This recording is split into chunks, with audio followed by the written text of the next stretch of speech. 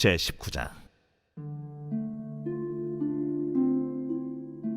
이스라엘의 왕이 없을 그때에 에브라임 산지구석에 거류하는 어떤 레위 사람이 유다 베들레헴에서 첩을 맞이하였더니 그 첩이 행음하고 남편을 떠나 유다 베들레헴 그의 아버지의 집에 돌아가서 거기서 넉 달 동안을 지내매 그의 남편이 그 여자에게 다정하게 말하고 그를 데려오고자 하여 하인 한 사람과 나귀 2마리를 데리고 그에게로 가매 여자가 그를 인도하여 아버지의 집에 들어가니 그 여자의 아버지가 그를 보고 기뻐하니라. 그의 장인 곧 그 여자의 아버지가 그를 머물게 하매 그가 3일 동안 그와 함께 머물며 먹고 마시며 거기서 유숙하다가 넷째 날 아침에 일찍이 일어나 떠나고자 하매 그 여자의 아버지가 그의 사위에게 이르되 떡을 조금 먹고 그대의 기력을 돋운 후에 그대의 길을 가라.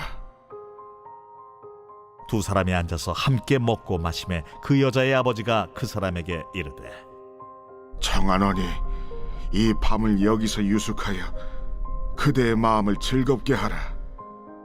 그 사람이 일어나서 가고자 하되 그의 장인의 간청으로 거기서 다시 유숙하더니 5째 날 아침에 일찍이 일어나 떠나고자 하매 그 여자의 아버지가 이르되 청하노니 그대의 기력을 돋우고 해가 기울도록 머물라. 하므로 두 사람이 함께 먹고 그 사람이 첩과 하인과 더불어 일어나 떠나고자 하매 그의 장인 곧 그 여자의 아버지가 그에게 이르되 보라, 이제 날이 저물어 가니 청하건대 이 밤도 유숙하라. 보라, 해가 기울었느니라.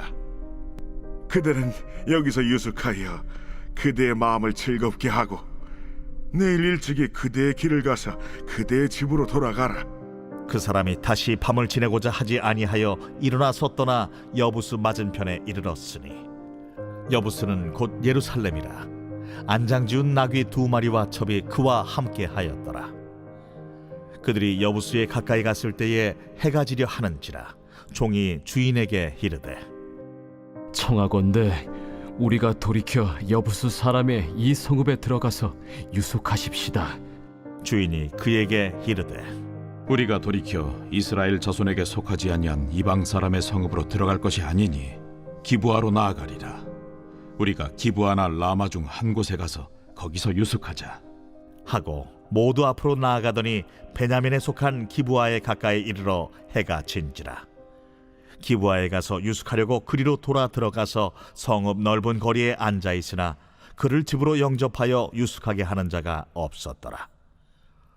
저녁 때에 한 노인이 밭에서 일하다가 돌아오니 그 사람은 본래 에브라임 산지 사람으로서 기브아에 거류하는 자요 그곳 사람들은 베냐민 자손이더라.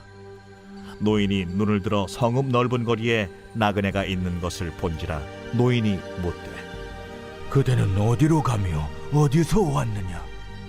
그가 그에게 이르되 우리는 유다 베들레헴에서 에브라임 산지 구석으로 가나이다. 나는 그곳 사람으로서 유다 베들레헴에 갔다가 이제 여호와의 집으로 가는 중인데 나를 자기 집으로 영접하는 사람이 없나이다.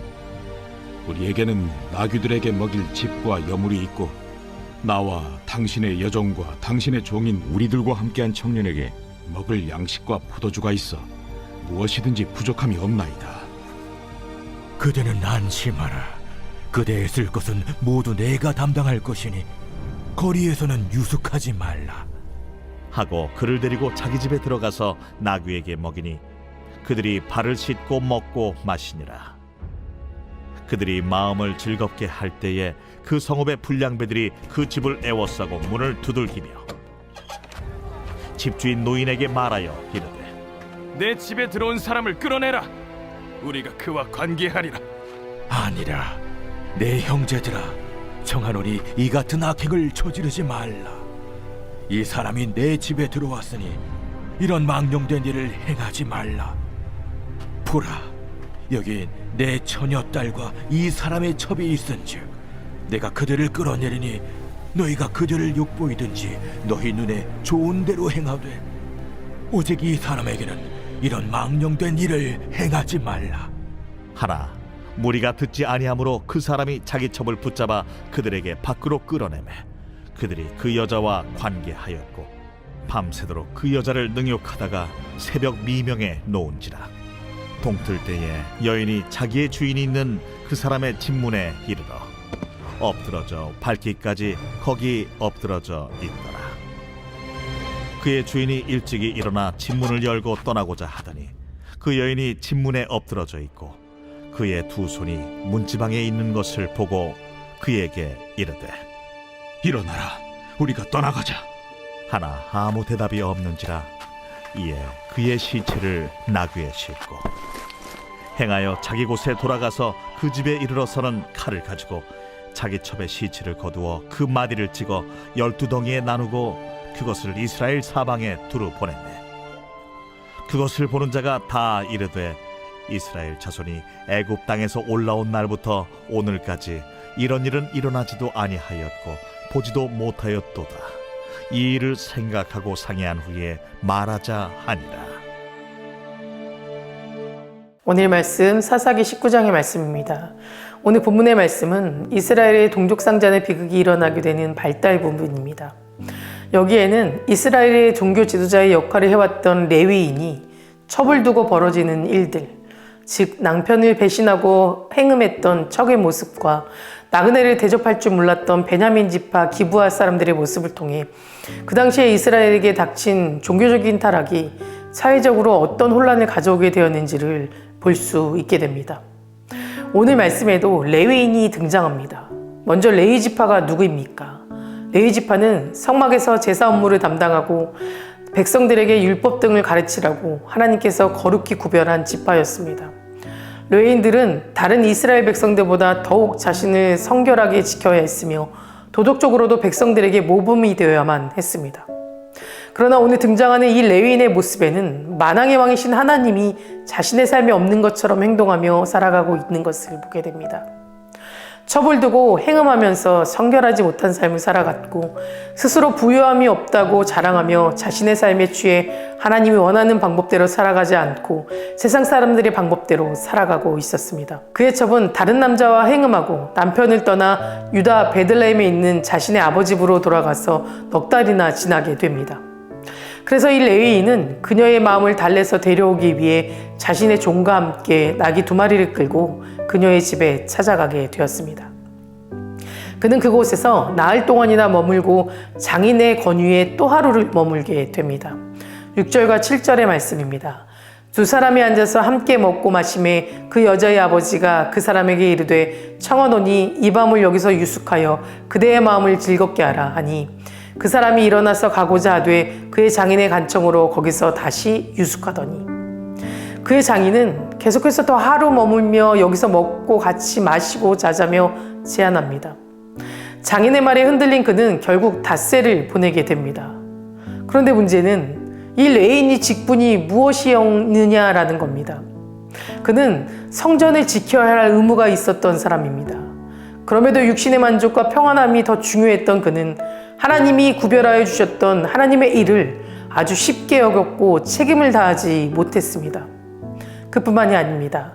장인의 집에서 먹고 마시며 놀던 레위인은 자신의 집으로 돌아가기 위해 길을 떠나게 되었는데 늦은 밤이 되자 여부수에서 자고 가자는 하인의 말을 거절해버렸습니다. 단지 그곳이 이방인들이 사는 마을이란 이유 때문입니다. 그는 하나님이 주신 율법을 지키지도 않았고 하나님을 왕으로 섬기지도 않았으며 자신은 하나님의 백성이기에 절대 이방인들과 함께 살 수 없다라는 자만에 빠져버린 그저 율법자의 모습만 가지고 살았던 것입니다. 그의 교만의 결과는 자신이 원했던 베냐민 지파의 기브아에서 환대받지 못하게 만들었고 그 성읍의 불량배들에게 자신의 첩을 내어주고 욕보이며 결국 죽게 만들어 버렸습니다. 이처럼 사람은 자신의 인생의 왕이 자신이라고 생각하면 어김없이 자신의 본능에 따라 살게 됩니다. 내가 왕이 되어서 내 안의 죄성을 따라가다 보면 음란에 빠지게 되어 버리거나 돈을 우상으로 삼게 되거나 평안과 안락에 자신의 유익만을 위해 살아가게 됩니다.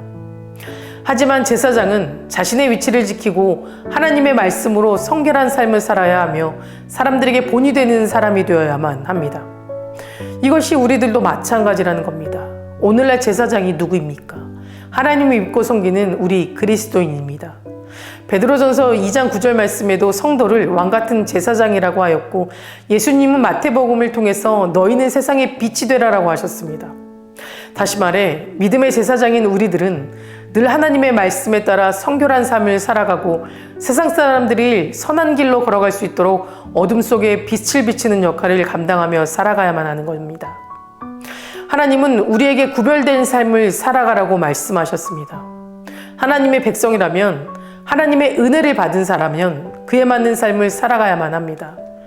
약속의 땅에서 가나안 백성처럼 사는 것이 아니라 가나안 땅에서 하나님의 백성으로 살아가야만 하는 것입니다.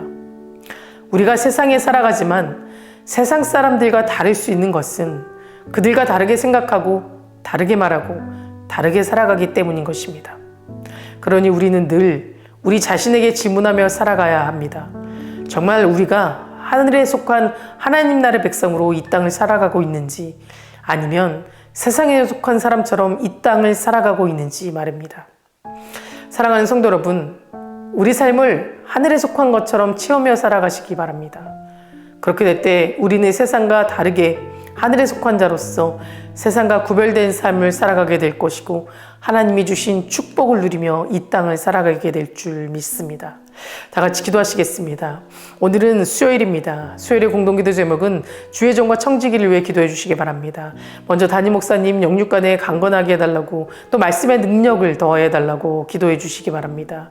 그리고 부교육자와 장로님들, 모든 청지기에게 성령 충만함을 달라고, 또 각 가정의 평화를 위해서도 기도해 주시기 바랍니다.